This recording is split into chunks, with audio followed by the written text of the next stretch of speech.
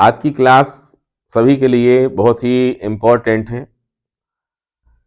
पिछली क्लास में हमने L circuit, C circuit, R circuit, ये सभी प्योर सर्किट थे। इनमें इनके बारे में डिटेल में पढ़ा और आज की क्लास में हम इन्हीं सर्किट से रिलेटेड कुछ न्यूमेरिकल्स क्वेश्चन पढ़ेंगे, क्योंकि देखा जाए तो असली फिजिक्स न्यूमेरिकल्स में ही रहती है। अगर हम न्यूमेरिकल्स का अभ्यास करते हैं तो फिर हमारी फिजिक्स में पकड़ और ज़्यादा मजबूत बनती चली जाती है। इसलिए हमें न्यूमेरिकल्स स्किप कभी नहीं करने चाहिए, उनकी प्रैक्टिस हमें जरूर करनी चाहिए।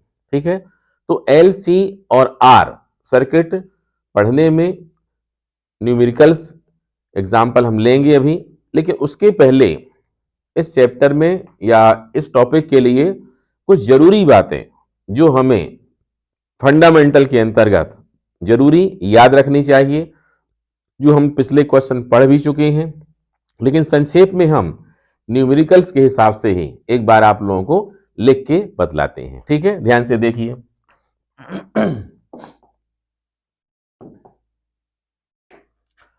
ये देखें, इसमें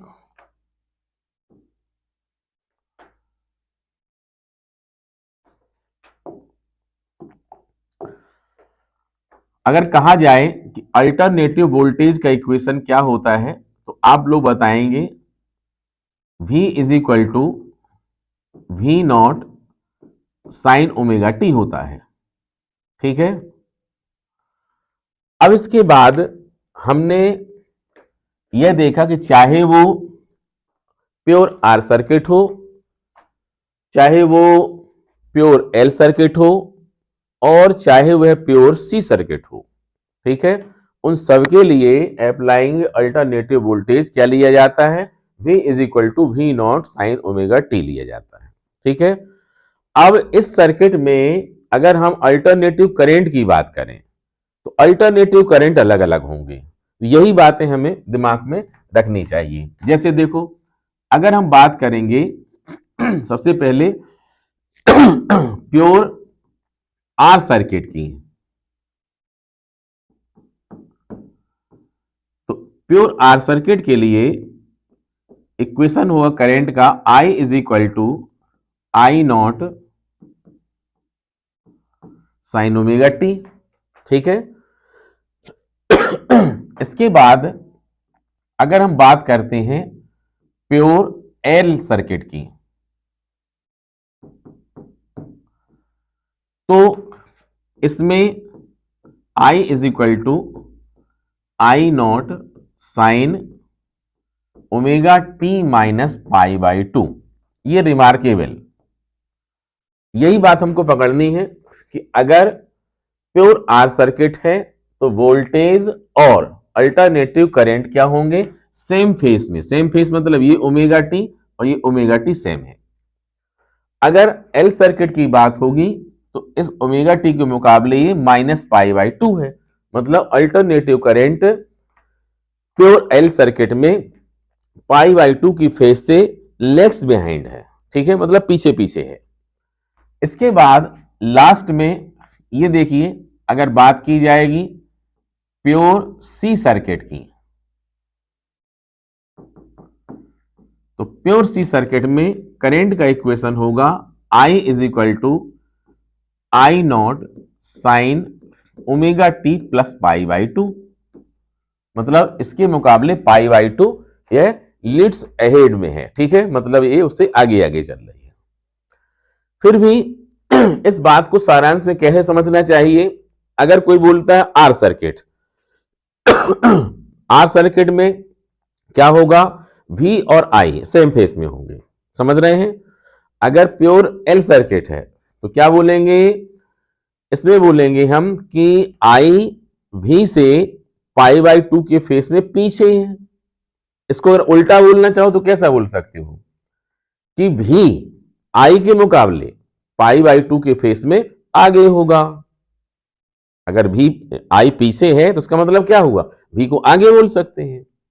ठीक है, अगर कहा जाए A B के पीछे पीछे है, इसका मतलब क्या हुआ, B A के आगे आगे है। ठीक है, ऐसा ही सी सर्किट में क्या ध्यान रखना चाहिए कि वोल्टेज के मुकाबले करंट π/2 के फेस में आगे है, लीड्स अहेड है। इसका उल्टा करके बोलना हो तो भी आई के मुकाबले π/2 के फेस में पीछे चल रहा है। ठीक है, बात क्लियर हुई है सभी लोगों को? तो इन बातों को क्लियर रखें। साथ ही साथ कुछ वैल्यूज हमें न्यूमेरिकल्स में दी जाती हैं, जैसे वोल्टेज की दे दी जाती है, करंट की दे दी जाती है।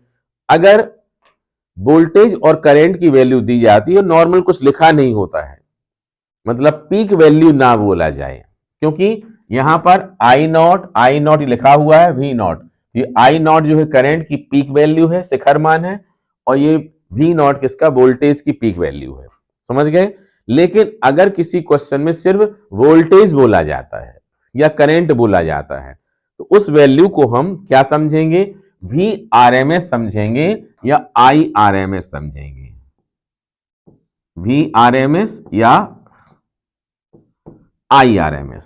ठीक है, देखो ये छोटी छोटी बातें हैं जो न्यूमेरिकल्स में परेशान कर सकती हैं, इसलिए उनको पहले ही सॉर्ट आउट कर लेते हैं। ठीक है, अब देखें इसमें कुछ बातें और हैं, जैसे ओमेगा है। ओमेगा के बारे में हमें पता होना चाहिए। ओमेगा क्या है? एंगुलर फ्रीक्वेंसी है। ठीक है, हिंदी में बोले तो कोणीय आवृत्ति या कोणीय वेग है, एंगुलर वेलोसिटी ही बोल सकते हैं। तो omega is equal to 2πf। F क्या है? फ्रीक्वेंसी। ठीक है, अब यहां पर एफ और टाइम पीरियड की बात करें, अगर आवर्तकाल की बात करें, तो एफ इज इक्वल टू क्या होता है? 1/t होता है।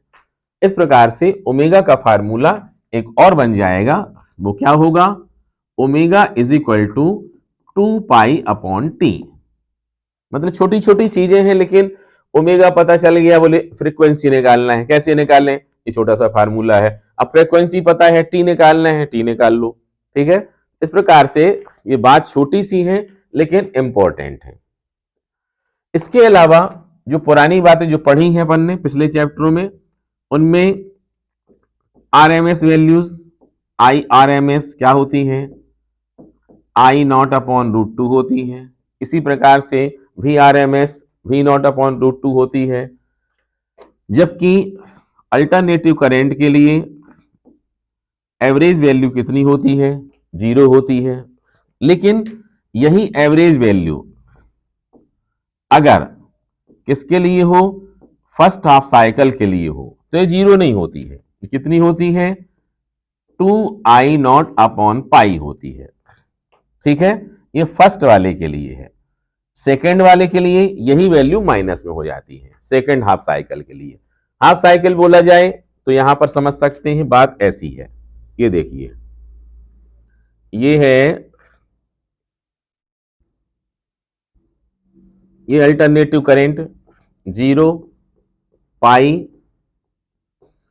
2π।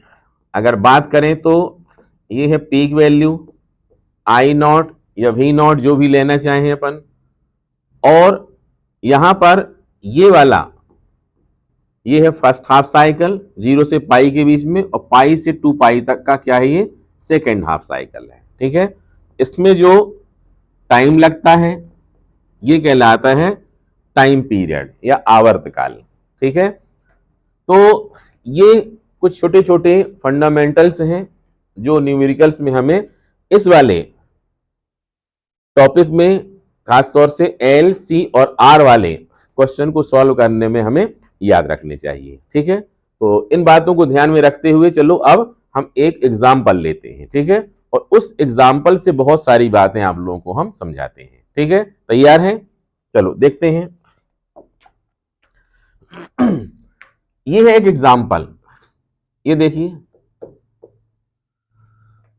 एग्जाम्पल लिया हमने, मतलब एक क्वेश्चन है ये, I is equal to 40 sine 100 pi t. ये एक क्वेश्चन है, और यह इक्वेशन किसका है? ये है एक प्योर एल सर्किट दिया गया है। क्वेश्चन में क्या है? In pure L circuit equation of alternative current is कितना है? I is equal to 40 sine 100 pi t. ठीक है, अब इसमें हमको क्या क्या निकालना है? इतना दे दिया। देखिए क्या क्या निकालना हमें। फर्स्ट क्वेश्चन होगा इसमें निकालना हमको peak value, peak value of किसकी? Current, peak value of current. ठीक है, और पीक वैल्यू ऑफ वोल्टेज भी पूछ सकता है आगे, अभी आगे देखेंगे फिर अपन और क्या क्या पूछ सकता है। सेकंड ये पूछता है फ्रीक्वेंसी। ठीक है, थर्ड क्या पूछता है? Time period.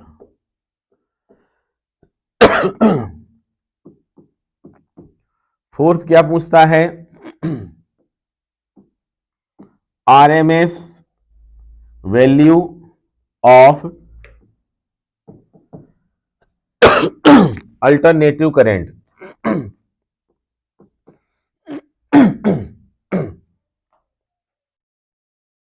इसके बाद और क्या पूछ सकता है? Average value of AC in first half cycle. और क्या पूछ सकता है? बहुत सारे क्वेश्चन बन सकते हैं, इसमें ढेरों क्वेश्चन बन सकते हैं। ये देखिए, ये इंडक्टिव रिएक्टेंस, इंडक्टिव रिएक्टेंस। और क्या पूछ सकता है? ये पूछ सकता है पीक वैल्यू ऑफ वोल्टेज। और क्या पूछ सकता है? Equation of alternative voltage. ये हमने 8 लिख दिए, लेकिन अभी इनकी लिस्ट और आगे बढ़ सकती है। इतना सा क्वेश्चन लिख के कितनी सारी चीजें पूछी जा सकती हैं। ठीक है, चलो एक एक करके फाइंड करते हैं, उनको प्रॉब्लम्स को सॉर्ट आउट करते हैं। सबसे पहले जब क्वेश्चन आप लोगों को ये दिया गया है तो ये इक्वेशन है करंट का, तो इस करंट के इक्वेशन को हम करंट से ही कंपेयर करेंगे। अल्टरनेटिव सर्किट में जो एसी का मतलब अल्टरनेटिव करंट का इक्वेशन होता है वो क्या होता है? ये होता है इक्वेशन ऑफ एसी। क्या होता है? I is equal to I naught sine omega t. अगर इन दोनों को हम कंपेयर कर दें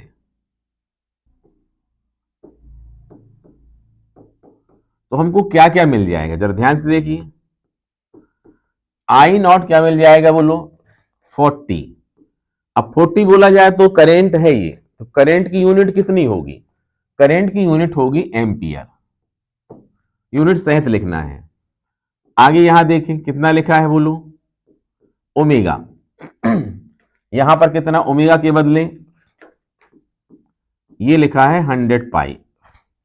ठीक है, तो सबसे पहले जो जो चीजें हमें क्वेश्चन में दी गई हैं उनको हमने कंपेयर करके फाइंड कर ली है। ठीक है, अब इतना करने के बाद हमें क्या करना होगा? अब एक एक करके हम ये वैल्यूज निकालते हैं। सबसे पहले क्या है? Peak value of current. अब पीक वैल्यू ऑफ करेंट। अगर हमको पता हो कि पीक वैल्यू को किससे डिनोट करते हैं तो याद आएगा आई नॉट है। और आई नॉट की वैल्यू तो साफ साफ दी ही गई है, इसलिए इसको सॉल्व करने की जरूरत ही नहीं पड़ेगी। सीधे सीधे आंसर क्या लिख देंगे हम, 40 ampere. I naught is equal to 40 ampere. अब देखिए सेकेंड क्या लिखा हुआ है। सेकेंड लिखा हुआ है इसमें टाइम फ्रीक्वेंसी। फ्रीक्वेंसी मतलब फ्रीक्वेंसी होती है एफ, हमारे पास ओमेगा है, तो हम क्या लिखेंगे फ्रीक्वेंसी के लिए, सबसे पहले omega is equal to 2 pi F formula लिख लेंगे। इससे हम एफ की वैल्यू निकालेंगे, ओमेगा अपॉन 2 पाई। और ओमेगा की वैल्यू कितनी है, देखिए 100 पाई है, अपॉन कितना है बोलो, 2 पाई है। कैंसिल कर दो, 2 पाई से 2 पाई क्या हो जाएगा, ये पाई कैंसिल, 50 हर्ट्ज। फ्रीक्वेंसी की यूनिट कितनी होती है, हर्ट्ज होती है। ठीक है, तो यूनिट सहित आंसर हमें लिखना है। ठीक है, इसको नोट कर सकते हैं। अब हम आगे और देखते हैं, यहां जगह है इसी में देख लेते हैं। ये देखिए, अब देखिए इसमें अगला पॉइंट क्या है, टाइम पीरियड। टाइम पीरियड मतलब क्या हुआ, थर्ड पॉइंट, टाइम पीरियड का मतलब T. T is equal to होता है 1 अपॉन एफ। एफ की वैल्यू कितनी आई है, 50, 1 अपॉन 50 डिवाइड कर लो, करना है तो पॉइंट में आ जाएगा। ये देख लो इसमें कितना, 100 ऐसा, 2 मतलब कितना आ जाएगा, 0.02 सेकेंड टाइम है ये, तो यूनिट कितनी होगी, सेकेंड। ये आ गया टाइम पीरियड। इसके बाद है आरएमएस वैल्यू ऑफ एसी। चलो देखते हैं, फोर्थ नंबर में आई आर एम एस क्या होता है। ये फार्मूला अपन ने देखा है, क्या होगा, आई नॉट अपॉन √2।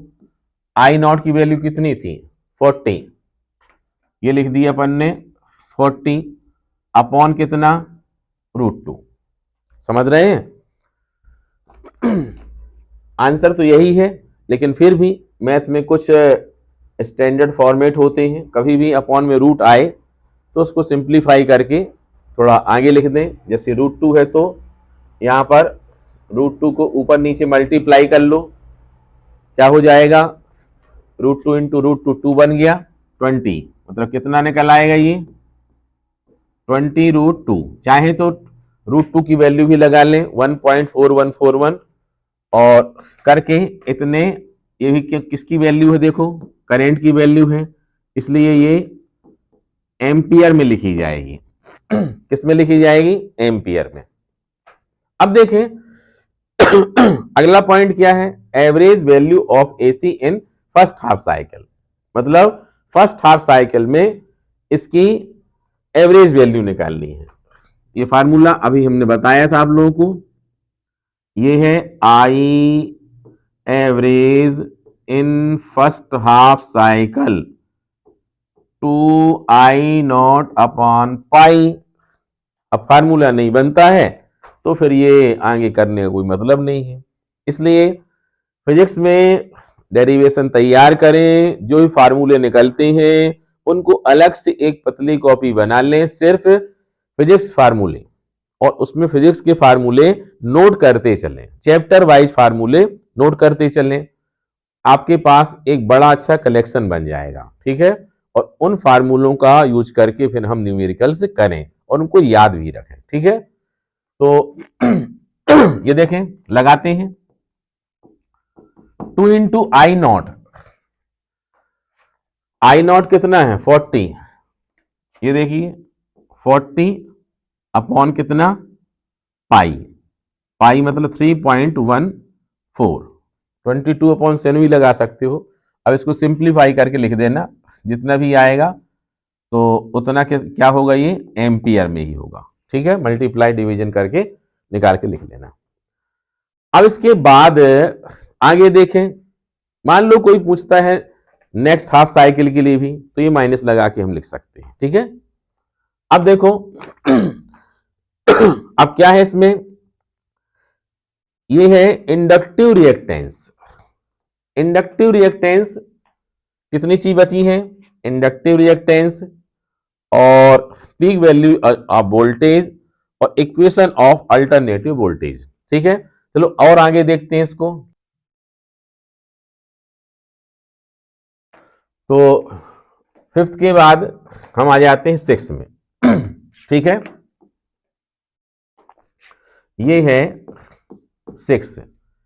इंडक्टिव रिएक्टेंस क्या होता है, इसका formula X L is equal to omega L.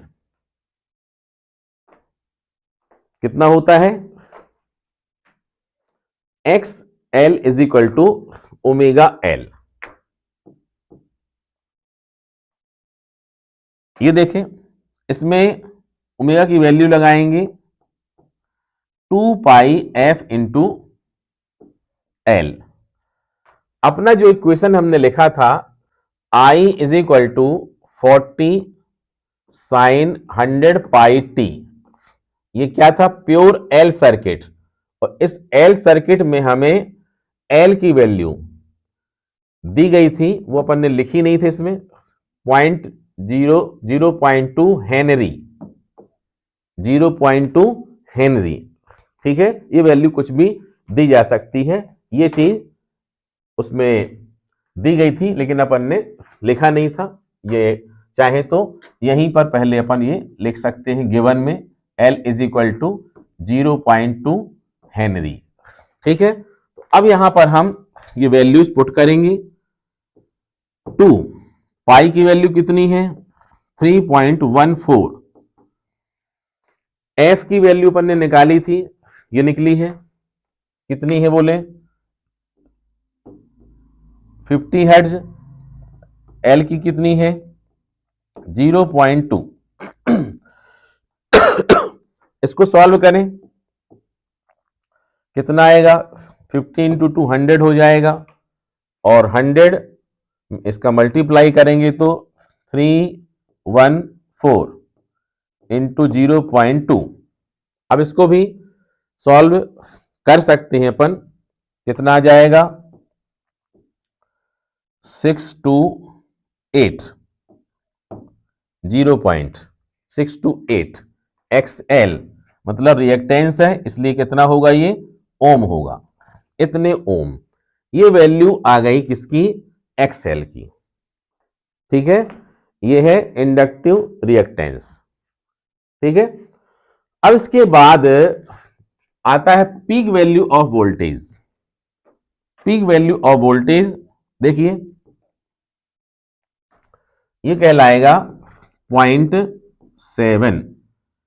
Peak value of voltage का मतलब कितना है, V नॉट, क्या निकालना है, V नॉट। अब हमारे पास अगर हम ओम्स लॉ लगा दें, बाई ओम्स लॉ, तो क्या होता है, ये होता है V is equal to RI। ध्यान से देखें, प्योर L सर्किट है तो R के बदले रिएक्टेंस होगा XL, यहां पर हम V नॉट और I नॉट के लिए ले रहे हैं, तो V not is equal to XL into I not. ठीक है, अब हमारे पास I नॉट तो पता है, तो और XL अभी अभी निकाला है हमने, कितना है 0.628, और I नॉट कितना है 40 एम्पियर। ठीक है, इतने वोल्ट, इसका मल्टीप्लाई करके आप लोग लिख लेना। क्लियर है, इस प्रकार से हम पीक वैल्यू ऑफ वोल्टेज, मतलब वोल्टेज के शिखर मान, हिंदी वालों के लिए शिखर मान को भी निकाल सकते हैं। ठीक है, अब इसके बाद लास्ट में आता है इक्वेशन ऑफ अल्टरनेटिव वोल्टेज। ये इंपॉर्टेंट है। देखिए इक्वेशन ऑफ अल्टरनेटिव वोल्टेज कितना होगा, देखें इक्वेशन ऑफ अल्टरनेटिव वोल्टेज, अगर हमको करंट का इक्वेशन ये दिया गया है,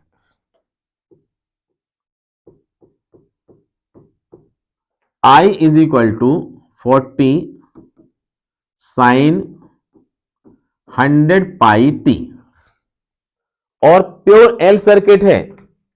अब याद करिए इनमें कितना फेज डिफरेंस होता है प्योर एल सर्किट के लिए। प्योर एल सर्किट में करंट जो होता है, अल्टरनेटिव करंट जो होता है, वह वोल्टेज से पाई बाई 2 के फेस में क्या होता है, लेग्स बिहाइंड होता है, पीछे होता है। ठीक है, इसका मतलब क्या होगा, वोल्टेज आगे होगा उतना। इसलिए हम इक्वेशन ऑफ वोल्टेज, ये देखो इक्वेशन ऑफ अल्टरनेटिव वोल्टेज क्या लेंगे हम, V is equal to V not sine omega t, इसके मुकाबले क्या होगा, आगे होगा। कितना आगे होगा, पाई बाई 2 होगा। अब जो जो वैल्यूज हमारे पास अवेलेबल हैं वो सब की सब वैल्यूज लिख दें हम। वी नॉट क्या निकाला था अपन ने अभी, ये V not is equal to 0 point इतना, और ये कितना आया था इसमें 40। ये कैलकुलेट आप लोग कर लेना मल्टीप्लाई करके, जितना भी आएगा वही हम यहां पर लिख देंगे इंटू 40, और साइन ओमेगा की वैल्यू कितनी थी 100 पाई टी, और प्लस पाई बाई 2। ये देख लें, ये आ गया अल्टरनेटिव वोल्टेज के लिए इक्वेशन।